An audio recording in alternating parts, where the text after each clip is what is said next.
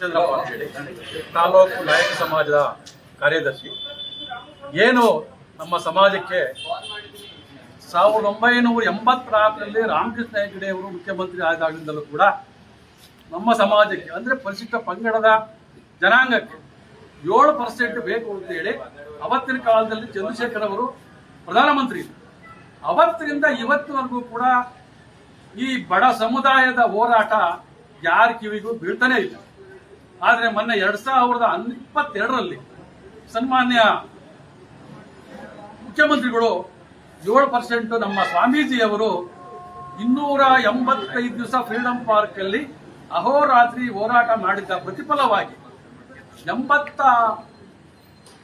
ಸುಮಾರು 60-70 ವರ್ಷಗಳಿಂದ ಬೇಡಿಕೆಯನ್ನ ಮಾಡಿಕೊಂಡು ಬಂದಿದ್ರೂ ಸಹ ಕೊಡದಂತ ಈ ಸರ್ಕಾರಗಳು ಸ್ವಾಮೀಜಿಯವರ ಅಮರನಾಥರ ಪುಸ್ತಕದಲ್ಲಿ ಬಂದು ನಮಗೆ 3% ಇಂದ 7%, ಪರಿಶಿಷ್ಟ ಜಾತಿಗೆ 15% ಇಂದ 17% ಅನ್ನ ಹೆಚ್ಚಿಗೆ ಮಾಡಿ ನಮಗೆ ತುಟಿಗೆ ತುಪ್ಪ ಸರುತ್ತೋ ಬೆಣ್ಣೆ ಸರುತ್ತೋ ಗೊತ್ತಿಲ್ಲ, ಹೇಳಿ ಹೊರಟೋದ್ರಷ್ಟೇ.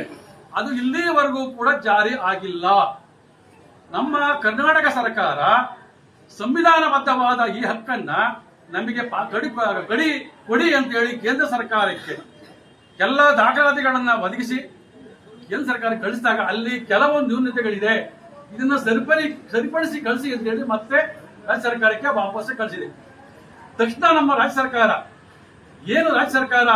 ಈ ತಳ ಸಮುದಾಯದ ದಲಿತರ ಹಿಂದುಳಿದವರ ಏಳಿಗೆಗೆ ನಾವು ಬೆಳಗ್ಗೆ ಸಾಯಂಕಾಲ ತನಕ ಶ್ರಮಿಸ್ತೀವಿ ಅಂತ ಹೇಳ್ತಿರ್ತಕ್ಕಂಥ ಸರ್ಕಾರ ತಕ್ಷಣವೇ ಆ ಏನು ನ್ಯೂನ್ಯತೆ ಇದೆ ಅದನ್ನ ಸರಿಪಡಿಸಿ ಮತ್ತೆ ಕೇಂದ್ರ ಸರ್ಕಾರಕ್ಕೆ ಅದನ್ನ ಕಳಿಸ್ಕೊಡ್ಬೇಕು.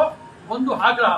ಎರಡನೇದಾಗಿ ಇವತ್ತೇನು 57,000 ಚಿಲ್ಲರೆ ಖಾಲಿ ಹುದ್ದೆಗಳನ್ನ ಸರ್ಕಾರ ತುಂಬೋದಕ್ಕೆ ಅಧಿಸೂಚನೆ ಹೊರಡಿಸ್ತಾ ಇದೆ ಅಂತಕ್ಕಂಥ ವಿಚಾರ ಪತ್ರಿಕೆಗಳಲ್ಲಿ ನಮಗೆಲ್ಲ ಗೊತ್ತಾಗ್ತಾ ಇದೆ. ನಮಗೆ 7% ಕೊಡದೆ ಹಳೆ ಮಾದರಿಯೊಳಗೆ 3% ಕೊಟ್ಟರೆ ನಮಗೆ ಕೇವಲ 1,600-500 ಸಿಗ್ತದೆ. ಪರಿಶಿಷ್ಟ ಪಂಗಡಕ್ಕೆ ಬರೇ ನಾಯಕ ಜನಾಂಗಕ್ಕಲ್ಲ, ಇದನ್ನ ಮಾಧ್ಯಮದವರು ಸ್ವಲ್ಪ ಅದನ್ನ ಅರ್ಥೈಸಬೇಕಾಗಿ ಮತ್ತೊಂದು ವಿನಂತಿ. ಪರಿಶಿಷ್ಟ ಪಂಗಡಕ್ಕೆ ಸಿಕ್ಕುತ್ತೆ 7% ಕೊಟ್ಟರೆ ಸುಮಾರು 3,600-700 ಹುದ್ದೆಗಳು ಸಿಗ್ತವೆ. ಆಗ ಈ ತಳ ಸಮುದಾಯದ ಬಡವರ ಮಕ್ಕಳಿಗೆ ಅನುಕೂಲ ಆಗುತ್ತೆ. ಅವರು ಬೇರೆಯವರಂತೆ 2 ಟೈಮ್ ಊಟ ಮಾಡೋದಕ್ಕೆ ಅವಕಾಶ ಮಾಡಿಕೊಟ್ಟಾಗುತ್ತೆ. ಆದ್ರಿಂದ ದಯಮಾಡಿ ಈ ಸರ್ಕಾರಕ್ಕೆ ಮತ್ತೊಮ್ಮೆ ಎಚ್ಚರಿಕೆ ಕೊಡ್ತೇನೆ ಅಂದ್ರೆ, ನೀವೇನಾದ್ರೂ ನಮ್ಮ ಈ ಬೇಡಿಕೆಗಳನ್ನ ಪರಿಗಣಿಸ್ತಾ ಇದ್ರೆ ಮುಂಬರುವ ಚುನಾವಣೆಗಳಲ್ಲಿ ಪಕ್ಷಾತೀತವಾಗಿ ಜಾತ್ಯಾತೀತವಾಗಿ ಯಾವ ರೀತಿ ಬುದ್ಧಿ ಕಲಿಸಬೇಕಾಗುತ್ತೆ ಅಂತಕ್ಕಂಥ ವಿಚಾರವನ್ನ ಇಡೀ ಕರ್ನಾಟಕ ರಾಜ್ಯದ ತಳ ಸಮುದಾಯದ ಎಲ್ಲ ಒಗ್ಗಟ್ಟಿನಲ್ಲಿ ಇವತ್ತು ಆಧಾರವಾಗಿ ನಿಂತಿದೆ. ಹಂಗಾಗಿ ದಯಮಾಡಿ